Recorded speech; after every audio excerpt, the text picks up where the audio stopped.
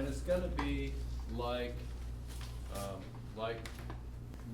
this won't be on this test, but can be on the next test. It will be like the algae, and that what I expect you to do is know things in the lab, practical enough to see, but be able to do things like connect common names with the scientific groups, and if they have major ecological significance, what I give you. But not, I'll go through a series of pictures of the animals, and you don't have to be able to identify every single picture that I show you in these. And so these are the major groups of animals, roughly arranged in essentially evolutionary age. Some of them, most of them you've probably seen in other biology classes. Some of them might be a little bit important, less important but unusual to you. So for example, the sponges, most people don't think of sponges as occurring in fresh water, but there are a few freshwater sponges, and at times they can reach massive biomass in lakes. And we get calls and pictures on that. You know, as a university professor, you get, what is this stuff in my lake? Is it dangerous? And no, it's not, but we get it around here. There's some sponges. The Planarians, Hydra, is an important one, and you may have seen that. We should probably will see that one in the laboratory. It's a pretty interesting one. Planarians, you may have seen those in even your elementary school biology lab where you chop it in half and it grows back. Flatworms. Gastrotrichs, sort of an understudied group perhaps. We've already seen rotifers, nematodes, mollusks, segmented worms, maybe bryozoa we haven't seen yet, and the insects and crustaceopods. So these invertebrates can be quite important, and I'm going to talk just sort of about general ecological importance here and leave some of the details up to you to pull out of the chapters. And the first one is the idea of the zebra mussels being mollusks, and that's one that is important in this part of the world because they've just started recently entering the lakes around here. So they're in some and not others. They're in Milford, but they're not in Tuttle, for example, yet. It's only a matter of time. They entered the Great Lakes in 1986, they think, from European ships dumping bilge water. And the reason that ships carry water is that they have an optimal weight they need to be at to use fuel the most efficiently. If they're too light or too heavy, then it costs more fuel to move it through the water. So if they're going with less cargo, they'll fill up with water. And historically what they did was they'd fill with water from whatever port they were in to get up to their weight, and then whenever they got wherever they're getting, they'd just dump that water back out again. The problem is that zebra mussels can produce lots of eggs from each reproductive cycle, and that gives rise to a large number of easily transported larvae called veligers. And so what probably happened was that these veligers were sucked in to the ballast water, were carried for the few weeks it takes to get across the Atlantic from Europe, and then were released into the waters. So the zebra mussel is an interesting example of an invasive species because it actually originated from the Black Sea drainage, and as they put in the canals in Europe, moved throughout the river systems in Europe. But because the water quality was so horrible in the ports of Europe where ships were going to the United States, and because ship travel was slower, there was not a very rapid movement of these, a possibility for them to move across. So one, the pollution was killing them all, or most of them at least, and two, once the ballast water got in, it took so long to get across the Atlantic that the chance that the villagers survived was low. But as they cleaned up their port waters and the major rivers, and the ships got faster and faster, the probability came up that they would be moving those. When they come in, they attach to solid substrates and build up tremendous biomass, cover other organisms, including native unionid mussels here. They also have large effects on The plankton, because they remove substantial amount of materials from water. So this is an interesting thing because it means that they'll be competing with native species for suspended materials, but in areas in the Great Lakes that are having trouble with eutrophication and phytoplankton blooms, they actually improved the water clarity, right? So it was perceived as being better when they were there, at least from one aspect. So invasive species don't always have negative aspects.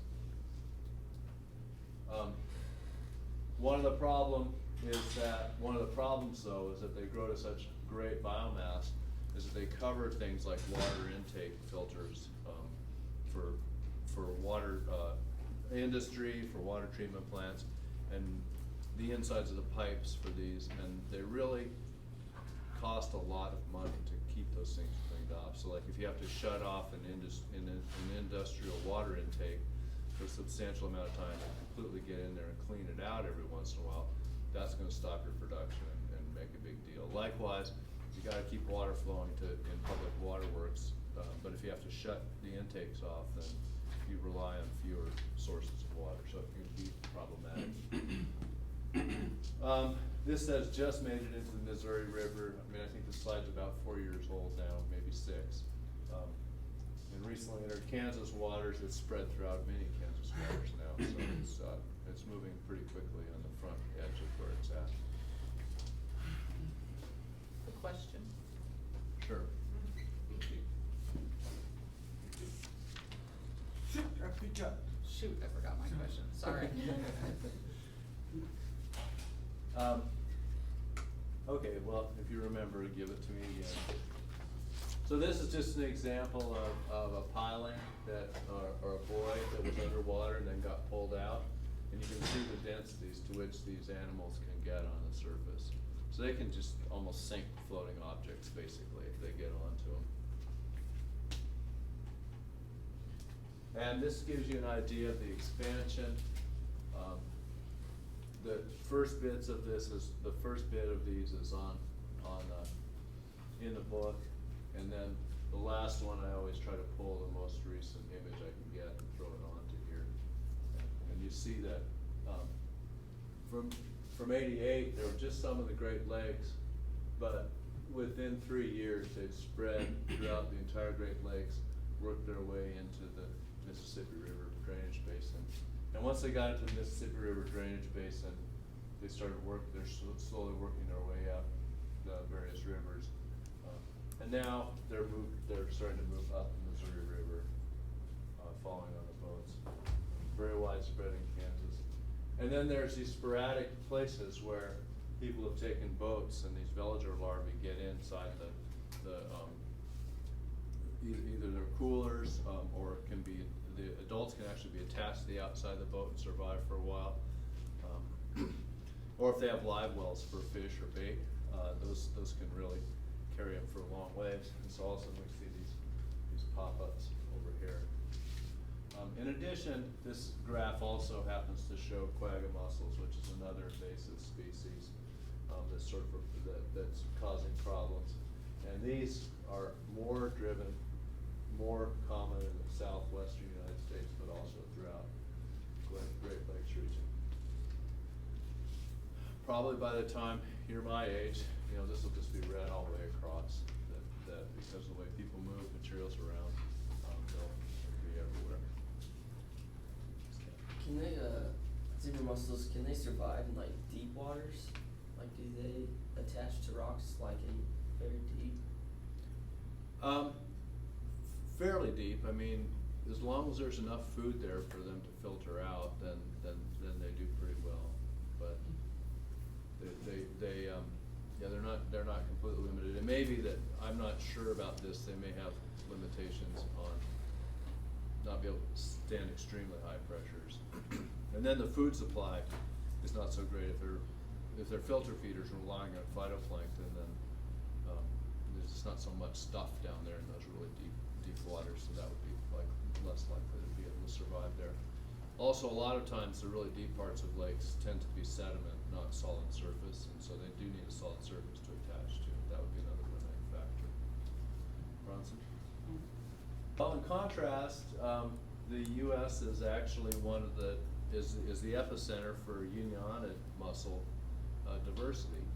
And they're a very interesting group of organisms because they require absolutely a vector host.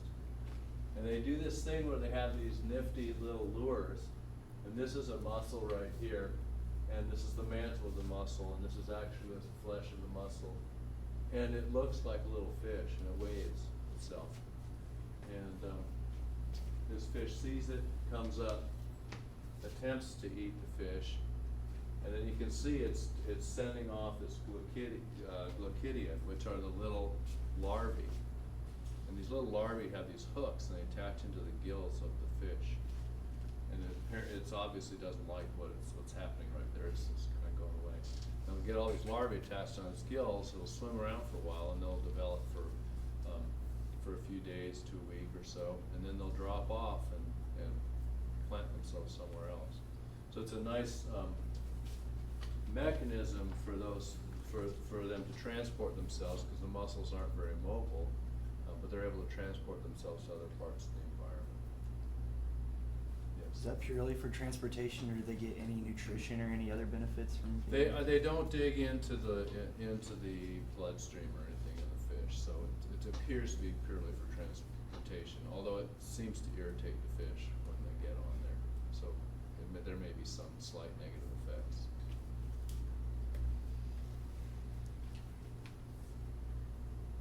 And mussels are really one of the big endangered groups of species that we have in freshwaters, and particularly in North America. And part of that started out because they were useful for human uses. And this is a picture of some buttons and that were produced from a mussel shell. So many of the buttons that we wear on our shirts now are made out of plastic. But there wasn't plastic. Before plastic was invented, mussel shells were a major source for that. And so huge amounts would be taken out, and the buttons would be stamped out without much regard to the species, other than it being good enough to produce a good button. Now, water quality problems, drying, all these things are taking a tremendous toll on the mussel populations. And these unionid mussels can live for many years, say up to 100 years. They can actually go in and date the rings on the shells and figure out how old they are. There is a survey that John Downing's student did in Iowa, where they looked at sites that were in the 1980s that had mussels in them. And then they went back in the mid-2000s, so 20 years later, and looked for the mussels. And they had disappeared from many of these sites. What had not changed were the agricultural practices.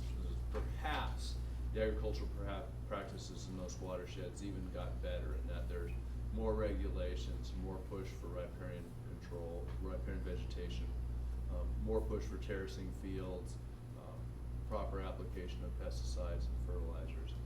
Yet those mussel species disappeared. And this probably has to do with a couple things, one being this sort of legacy effect of pollutants and problems in the environment. And the other is that if the environment's bad enough that the mussels can't reproduce, you can find them there as an adult, but after 20 more years, they eventually just go without successfully reproducing. In addition to that, we are now seeing, with the drought that we've had in this part of the world, really large losses of mussel populations. And last year, Oklahoma probably lost some major populations of it, and then with the repeat of the drought, we're starting to lose them as well. You put that on top of the groundwater extraction problems that we're having, the over-extraction of groundwaters, on top of the drought in some of these areas where they've been for a long time are just getting hit. So you get these populations that are constricted to fairly small populations, and then you get some sort of extreme event, and they're much more vulnerable to that. So it's another part of species extinction that this illustrates. We'll talk about extinction a little bit more. This is the first time it comes up. This is an interesting group. We've got these mollusks, some of which are invasive and are covering everything, and including the zebra mussels covering native mussels and smothering them out. And then we've got the native mussels that aren't doing so well, and they're losing ground, going extinct, and because of what humans are doing to the environment. Where are zebra mussels native to? Mussels are native to the Baltic Sea watersheds, and then they spread into Western Europe from there, throughout the probably the 17 and 1800s, as soon as they put canals to connect it all together. And then once they hit, then they hit the United States in the 80s. And those same old canals that they used for transportation in the northeastern United States connect all the watersheds together, allowed them to move from one watershed together as well. So they don't require an intermediary host? They The just- zebra mussels require no intermediary host like the union and mussels. What about corbicula? I don't know about corbicula. I do not think it does either. Corbicula is another one that spread throughout the United States. The Asiatic clam started a lot earlier, and so it's not really well documented how that one spread through, other than a few taxonomists knew about it. They can also build up massive populations at times. They don't connect to, they don't attach to things, so they don't have as negative of a negative effect as zebra mussels. Although they probably, at high populations, filter out a substantial amount of material, so change the material balance in streams that they occur in. How did they get here? That I don't know. Could have been brought in with, pretty much anything. Like, there's a lot of movement of aquatic plants around for culture, and that might have been where, but I'm not sure.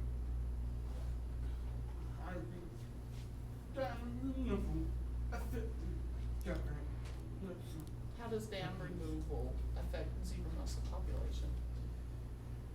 Yeah, so one of the benefits to so dams have some big negative ecological effects, but one of the things that dams do make happen is that if there's an invasive species downstream, they make it very difficult to move upstream. On the other hand, they can move downstream pretty well, usually through the outfalls. So if you remove a dam, then you can increase the probability that invasive species will be able to make it up into a watershed. So that's one of the concerns people have had actually about dam removal. It's a good point. Again, that's, sort of has to do with this idea of environmental management being trade-offs, and sometimes if you do something to make one problem better, you make another problem worse. You fix the water quality in the European rivers, and all of a sudden it allows the zebra mussel to move all the way down in the rivers and get transported to the U.S.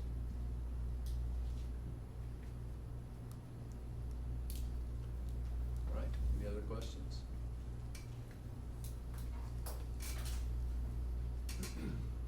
Okay, so here's again some of the other organisms. We talked about the sponges. You'll sometimes see them growing on solid objects. They have these spicules. They're also salacious structures that can be used for taxonomy. There are occasionally jellyfish in fresh waters. Some of the spectacular examples being occurring in the South Pacific, where you have lakes in the middle of islands where the jellyfish actually follow the sun around because they have algae that grow inside of them, and they try to maximize the photosynthesis that they get. But you can also find them in lakes around here upon occasion, and they can get to be pretty high concentrations. This is Hydra, and they have very small stinging cells, and they're predators. And if you get a chance to see them, you may have seen them already. They have this nice method where they attach on the tail end, and then they put their head end down, and they put their tentacles on, and they let go of their tail end, and they somersault over, so they move that way. They also have endosymbiotic algae in some species, a green alga, and it'll help them grow more when there's light. When there isn't light, they just throw them out and become completely heterotrophic.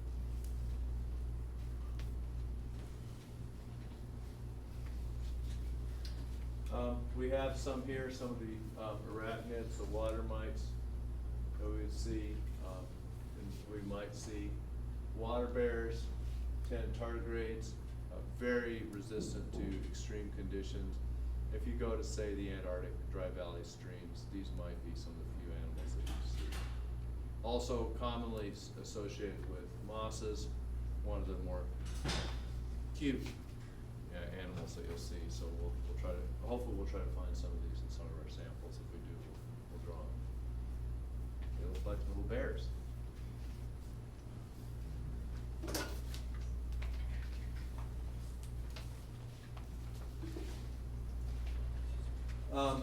We have some rotifers on the top part, vorticelids, gastrotrichs here, Planarian, the flatworm, nematode, horsehair worms.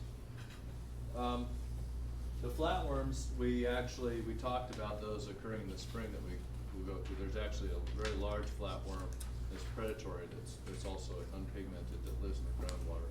Perhaps is crawling below our feet right now as we talk. So they can be important in some situations. Nematodes are extraordinarily important in soils in particular, but also in sediments. So you'll find them in almost any sediment sample that you take of, say, an oxygenated stream. Horsehair worms are an interesting, gruesome species in that they're parasitic on insects, and they'll alter their behavior. So like grasshoppers and locusts in particular, they'll alter their behavior so they move into the stream when they're infected, and then the entire abdomen of this animal will be infected by this nematode, horsehair worm. It'll burst out of its abdomen and go out and mate and lay eggs that then are up on the vegetation, and then the insect will eat it, and it'll happen, and that cycle will repeat itself. We found these. I don't think we found any of them. You guys didn't find any of them at McDowell Creek or at Kings Creek this time, did you? If you ever see them, they're like a little stick about this long. They really look like sticks, and then all of a sudden they're wiggling and moving and tying themselves up in knots. So they're pretty cool. Okay, so these are the rotifers, and this is the first example we have of cyclomorphosis. The idea that morphology can change in response to environmental cues. In this case, it's predation.